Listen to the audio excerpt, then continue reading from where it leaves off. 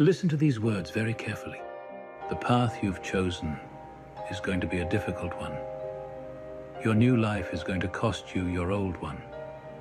It's going to cost you your comfort zone and your sense of direction.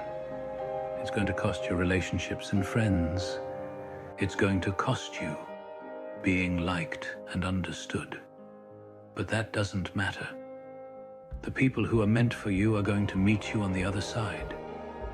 You're going to build a new comfort zone around the things that actually move you forward. Instead of being liked, you're going to be loved. Instead of being understood, you're going to be seen.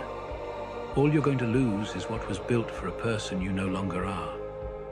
Remaining attached to a life you're unhappy with is the greatest act of self-sabotage, and releasing it is something you must be prepared for in order to truly see real change.